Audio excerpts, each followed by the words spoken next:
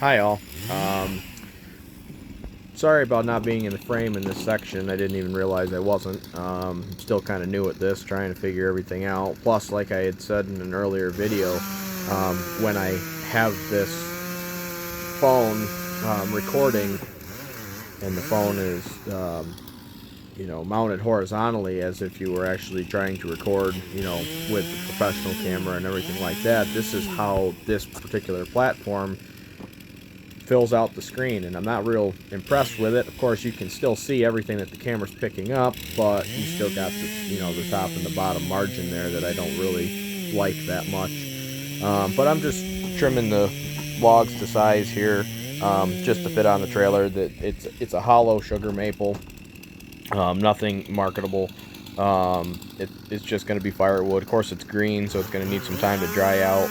And yeah, I mean,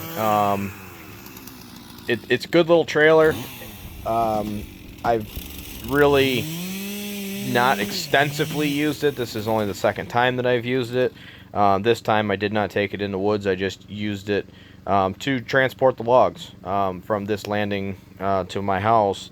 And it probably has about a face cord and a half on there when said and done. Maybe not quite over a face cord and a quarter. It's hard to say because there, like I said, it is a hollow tree. So, but size wise, I would guess that there's probably in that same amount of space a face cord and a half. I don't think this trailer will hold much over 2 face cord totally loaded anyways. But I'm not asking for miracles to happen with this particular trailer. I'm understanding that it's a homeowner's trailer. It really is. It's not for production. However, it's made things quite a bit easier on me because I don't have to cut everything up right there at the landing and move a wood splitter around and have to have the tractor and the truck there. This makes it easier when I'm closer to home by far. Now this trailer is on-road capable. However, I'm still waiting for some paperwork from the dealer to where I can actually register it because it doesn't have a title. So you need a certificate of origin, or they call it an MSO, and so that way I can take it to DMV and hopefully get it registered on the road, and then I can pull this behind one of my pickup trucks. And also, with that being said, it really doesn't have enough reach. You're gonna see here on this next log that I actually have to use a chain to pull the other log closer. I could have rolled it probably, but it was heavier than it looked. I tried to just get it rolled over onto the chain, and I was kind of struggling. And it's pretty interesting little trailer. I'm actually enjoying running it. I'm still not the greatest at it, the smoothest at it, but things are breaking in, and I'm getting more used to the controls and stuff like that. It's not really like an actual cherry picker from a big truck, but the rest of this video is pretty much showing the process of loading this trailer, as well as there will be some pictures and some more narration at the end. I hope you guys enjoy it, and I'm still playing with the music, so some of this stuff is new.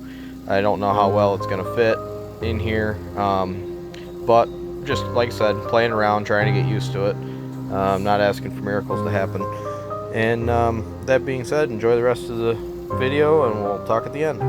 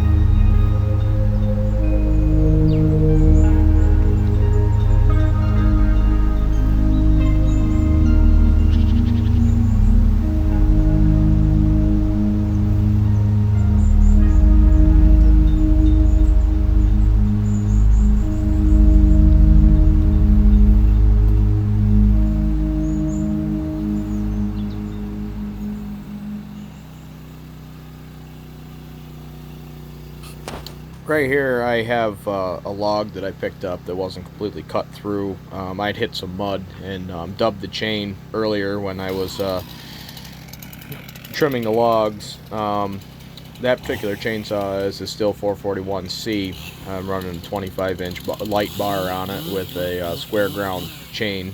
I typically don't use the square ground chains when I'm doing firewood, but that was the chain that was on it when I picked it up today, and I felled a few trees while I was in there. I have a square grinder. I like the square ground for felling a lot.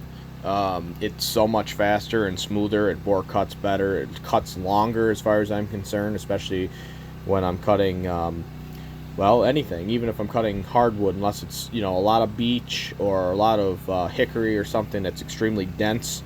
The chain does not need to be sharpened throughout the day. I can get 30, sometimes 40 trees in a day cut without actually having to swap out the chain or run a file across it just to touch it up. That being said, though, there's times when you gotta clip branches or something along those lines. Maybe you hit some mud or a rock when you're not paying attention or whatever, and a file might take care of the problem and you just touch it up. But for the most part, if everything goes well, those chains do last the longest, and they cut by far the smoothest and the fastest that I have found in my experience. I also like to talk about the difference between Husqvarna and Stihl for me, in my opinion. I love both saws. My first actual production Pro Series saw was actually a 372 XP. I still have it. It's been a fantastic saw. It needs a new top end. It's a 2000 model. It is pretty old. It was right when, I'm not exactly sure when they went from the 371 to the 372, but it's been a fantastic saw. I estimated that with that saw alone, I'm somewhere around 2.5 million board feet, because that was my only saw for the longest time. And I had other saws that I mixed in, and I had an XPW at one time that I had sold off, and I honestly regret selling that saw. I really enjoyed running it. It was a big bore. Here's a few pictures of the 372 and the 441 together. Those are my two main saws. And I do have a 461 and a bunch of older saws, but yeah, I really like them both. They have been fantastic saws. I was kind of skeptical about the M-Tronic at the beginning, but I actually kind of like it now. And with that being said, that's how I feel about a lot of saws. A lot of people, say, "Oh, I didn't like Homelight." Well, there were a lot of Homelights that were good, and there were some that were bad. The same with any type of saw. It's just like trucks. Some Fords were great, some Dodges were good, and then there's Chevy. Chevy was a great truck. I've not had a new one. I don't know what they're like anymore. I typically run, Rams at this point. But with that being said, it's all depends on what you do and how you use it. In a lot of my videos, I put this Bush Beard Care. They're friends of mine. I do not get any kickbacks from them at all. They're from Canada. They're just doing a great job. They're a small business, and they're up and coming, and they have great products. I've been using them for quite a while now, and I mean, it's fairly priced. It's not as cheap as some. It's not as expensive as others, but it's good quality stuff. I can't really say much about it. I mean, much more about it, I guess I should say. It's just, it speaks for itself. They're good people, and they show that they care. They give you a sample of a different product in every package that in every order that you get, and every package you receive. And their products are good quality. I really, I really can't say enough about them. They've just been good to me, and I enjoy taking these pictures and stuff to help promote their stuff, and I don't have a problem putting it in the videos. I'm not getting any kickback. There's no money being, changed hands, and I buy all my products. I don't get anything for free. So take it for what it's worth.